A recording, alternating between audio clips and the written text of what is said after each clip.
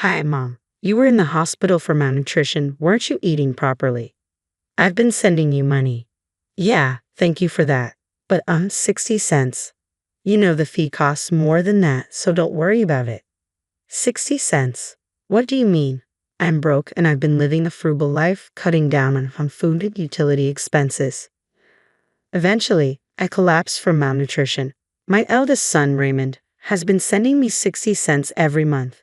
I told him it's not the amount but the thought that counts. I thought I'd been sending you 100 a month. Soon, shocking truths were revealed one after another from Raymond. I am Caroline. I am turning 80 this year. I lost my husband 5 years ago, and now I live alone in an old apartment. Since getting married, I have been a full-time housewife, relying on my own pension and my husband's survivor's pension as my only income. Life is not easy, and I have been cutting corners day by day. Of course, I save on food expenses as well as utilities and water bills, and I barely get by living in a cheap apartment. Today, it has been lightly snowing since morning, but I don't turn on the heater to save electricity. I wear a down jacket and layer warm pants in the house to stave off the cold. My fingers are chapped and bleeding from doing chores with cold water. I have frostbite on my left hand, which is swollen and red-black as I rub my stiff fingertips while cleaning up after lunch. My daughter-in-law, Samantha, comes to visit. Hello, mother-in-law. I brought this week's medicine. It's the usual $80. Samantha brings me medicine every week. Raymond also cares for me, but he's busy as a pharmacist at a large hospital, so Samantha looks after me. A few years ago, Samantha accompanied me to the hospital for checkups, but recently she only delivers the medicine. It's cheaper this way, she says. Honestly, the medicine is a big expense for me, who is broke. However, I am told that stopping the medication will cause discomfort, so I have it delivered every week. Samantha used to be a pharmacist at a hospital like Raymond. However, she quit her job after getting married and now works part-time at a local drugstore. I'm always grateful for your help, Samantha. By the way, do you know anything about the box of rice crackers I had stored in the drawer? The one with the kids' scribbles on the lid. It's been missing since last week. I point to the dresser in the back. Last week, I had Samantha tidy up around the dresser, but the box has been missing ever since. Inside the box, I kept my hard-earned savings, a box of rice crackers. I don't know anything about that. Maybe you put it somewhere and forgot about it. Can you not blame me? Samantha, perhaps hurt by the suspicion, took the money for the medicine and left with an unpleasant look on her face. I can't argue with that. After putting away the medicine, I grabbed my cane and went toward the post office. Today is the end of the month. Since my husband passed away 5 years ago, I have had no other income than my pension. My son Raymond, concerned for me, has been sending me money every month. My bank book, spit out from the ATM as usual, had deposit 60 cents written on it. The amount sent was so little that the transfer fees seemed to cost more, but it's the thought that counts. Though it doesn't help much with daily life, I am grateful for it. After leaving the post office, I headed to my regular greengrocer. Since I visited every week, I became quite familiar with the energetic owner Dane, who is in his 60s. When I went to the store just before closing, I could get unsold or bruised vegetables at a discount. I always went to the store in the evening, targeting those discounts. Today, I got bruised turnips and radishes and wilting spinach. I thanked Dane and went home to pickle all the turnips and radishes in my homemade brine. The secret brine pickles I've been making for years as a hobby and to save money are excellent in both flavor and texture. I had a simple but delicious dinner of spinach and pickles. Lately, my health has been deteriorating. I feel dizzy when I stand up and I get short of breath just from moving a little. My nails and fingertips are also in bad shape. Perhaps my body is weak because I haven't been eating well due to cutting food expenses. I've had health issues before, but I never paid much attention, thinking it was due to age. But recently, the pain in my body is unbearable, and the dizziness is terrible. I tried calling Samantha to see if she could take me to the hospital. The hospital, just for dizziness. Well, I'm old, so it might be inevitable. But I'm worried. I haven't been to the hospital in years. Could you take me for once? But I'm busy, I don't have time.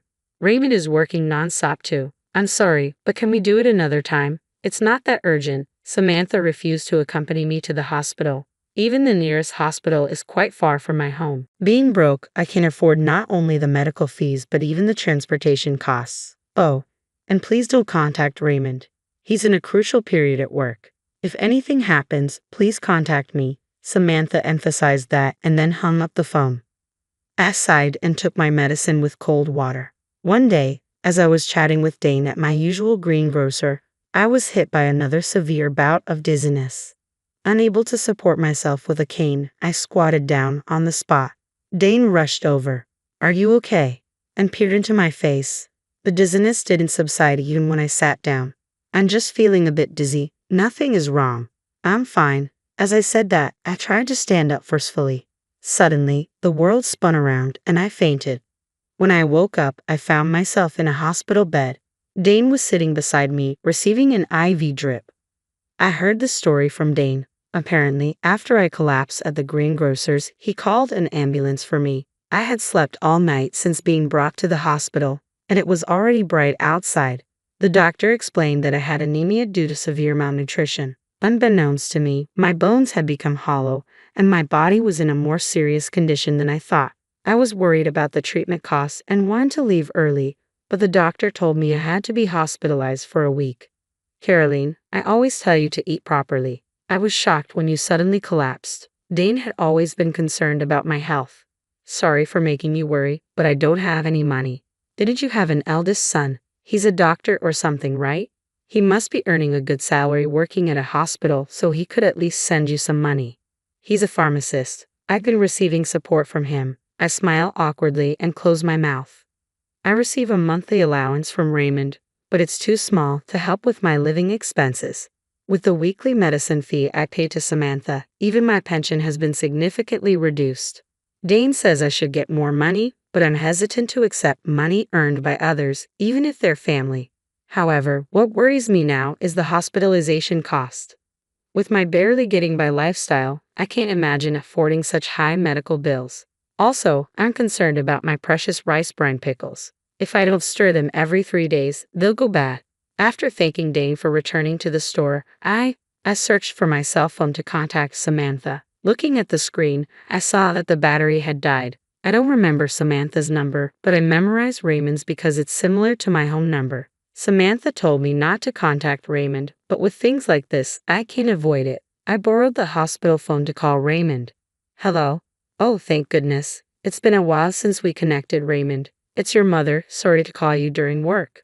Samantha had forbidden it, but I called Raymond from time to time. I just wanted to hear his cheerful voice, but for some reason, he never answered my calls. Was he too busy with work to answer the phone? Anyway, I was relieved that the phone connected during this crucial time. I thought, who could this be? "It's been a while since you called, Mom. Where are you calling from?" I was reluctant to worry my eldest son, but I admitted I was in the hospital. I briefly explained to the surprised Raymond how I had collapsed and been hospitalized. "What? Malnutrition, Mom? Haven't you been eating properly? I've been sending you money for that reason." "Yes, I'm really grateful for that. Your support means a lot to me. But 60 cents might cost more in fees, so don't worry too much." "60 cents fees? What do you mean?" With a puzzled tone, I told Raymond how I received 60 cents from him every month and that I appreciated the gesture more than the amount. "I thought I was sending more money to Mom." Raymond finally speaks, as if squeezing out the words. "Wait, I'm curious about that too.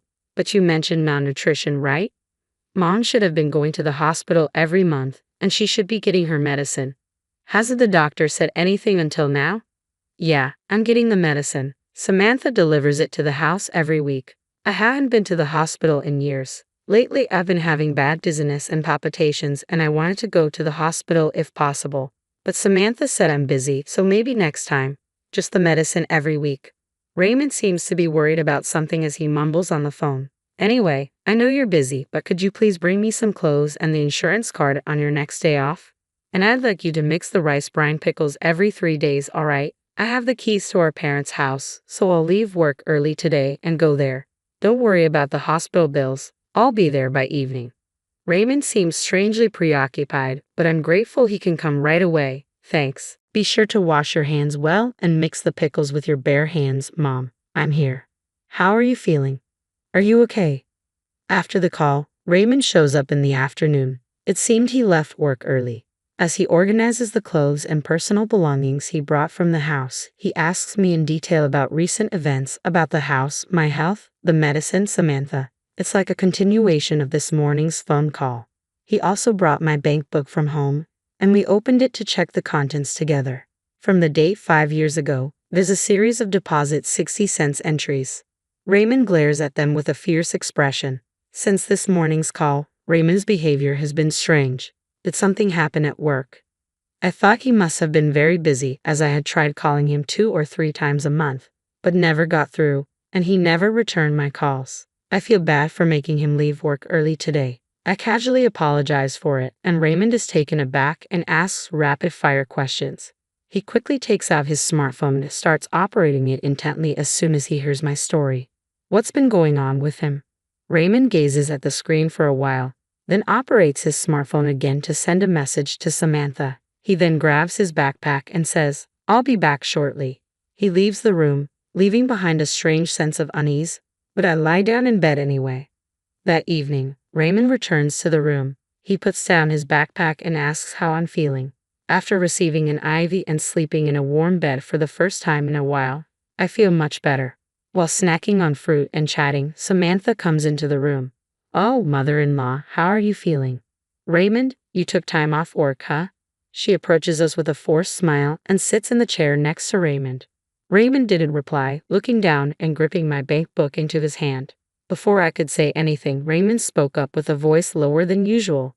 "Samantha, Mom's malnourished. Do you know why?" Samantha stayed silent. There was a tense atmosphere. Raymond turned to face Samantha, glaring at her head-on. "Mom's been broke for so long, barely able to buy food. It's not just food, she's been cutting back on electricity and gas, living on the edge for years. When I went to her place today, there wasn't even a heater in the dead of winter." "Well, wait, Raymond, we're in a hospital. What happened? It's not Samantha's fault. There's no money." I tried to calm down the yelling eldest son while hiding my frostbitten, swollen, red-black hand. Ignoring me, Raymond continued with an angry tone. "I asked you to send $1,100 to Mom every month, right? But she's only received 60 cents for the last 5 years, Samantha. What's going on?" Saying that, Raymond thrust my bank book at Samantha. On every page, there was the number 60 cents. I couldn't believe my ears. I don't remember ever receiving $1,100. The money from Raymond was always 60 cents. Samantha, cornered by the furious Raymond, looked away from the bank book and fell silent. "That's not all. I give you $150 every week for Mom's medical expenses and medication, right? You said you were using the leftover money to buy her necessities and groceries, but they were only withered vegetables in her room. The fridge was empty." "Be quiet. I gave her the medicine." "What kind of medicine? Without a doctor's prescription, you decided to prescribe it yourself." "All that was in Mom's house were basic vitamins. You bought some random vitamins at the drugstore where you work, put them in a medicine-like bag, and handed them over, didn't you? What were you thinking?" Raymond's tone was stern. "I had no choice. I needed the money," Samantha yelled back to the furious Raymond. Even though this was a private room, we were still in a hospital. As I was shocked by the contents of the eldest son and his wife's conversation, I felt anxious. "You needed money, so you stole Mom's precious savings from her dresser too." With that, Raymond pulled a crushed box out of his backpack. On the lid was a drawing of my husband and me, drawn by Raymond when he was a child. It was the box of rice crackers I had been searching for the last week. I, too, was so shocked that I gasped. "What? No way." I didn't want to believe it either, but I found it while searching through our trash after you said it disappeared a week ago. "He really did it, didn't you?" Faced with undeniable proof, Samantha turned pale and lost her words. "So what did you do with the $250,000 that was in this box, huh? And the $1,100 you were supposed to send to Mom every month? The hospital fees and the medicine fees, where did it all go?" Raymond demanded. "Stop nagging, there's no money left." Samantha, who had been trembling as she stared at the box, eventually stood up, knocking over her chair, and yelled back defiantly, "It's all your fault anyway. You always ignored me and focused on your mother. Ben is way better than your husband." "Huh. Ben? He's the coolest host at the club around here. I've been supporting him, and soon he'll be #1. He said he's saving all the money I've given him for our life together." Samantha excitedly continued talking. Both Raymond and I stared at her blankly. I didn't quite understand, but it seemed she had fallen for a man and was providing him with money. Apparently, she needed a lot of money for that. All right, Samantha, I get it. Let's get a divorce right here for the sake of your life with this bang guy. Raymond quietly said this and took out the divorce papers and his seal from his backpack, placing them on the side table. I never want to see your face again. Sign the divorce papers here, pack your things tonight, and leave the house. I'll stay at the hospital tonight. Raymond's voice was firm, leaving no room for negotiation. What? Don't be so selfish. You can't just suddenly. Samantha, do you even realize what you've done? Faking medicine, stealing money. If you don't want a divorce, we can go straight to the police instead. Samantha, who had been so confident, flinched under Raymond's intimidating gaze and eventually started making tearful excuses. I had no choice. My part-time job wasn't enough. I took a little from the money you sent and the medicine fees, but I know it was wrong. Besides, neither you nor your mother noticed for years, right? You both share some responsibility. Enough. I don't know when you did it, but you went through my phone and blocked Mom's number. You even told her not to contact me, didn't you? You deliberately kept us apart and exploited her without getting caught. Raymond's anger was palpable as he slammed the divorce papers on a table with his fist. Samantha flinched. Anyway, Samantha, this is goodbye. I'll make sure you pay back every penny you've taken from us. Remember that. If you don't, we're going to the police. Raymond's voice was resolute. Finally realizing the gravity of her actions, Samantha couldn't say anything and signed the divorce papers with tears in her eyes. Samantha left the house that night, as Raymond had told her to, almost like she was running away. In exchange for not reporting her to the police, Raymond made sure to demand repayment of the money she'd taken, the amount she'd taken for the last 5 years since my husband's death, including the money for living expenses and medicine. In total, it amounted to over $900,000. I was shocked. Samantha later lost contact with the host she had given so much money to and went berserk in the club, getting herself banned. Bad rumors seemed to spread from nowhere, and before she knew it, they reached her part-time job, resulting in her being fired. With her income gone and not a penny to her name, Samantha couldn't rent an apartment and had to spend some time sleeping in internet cafes. But what happened to her after that is unknown.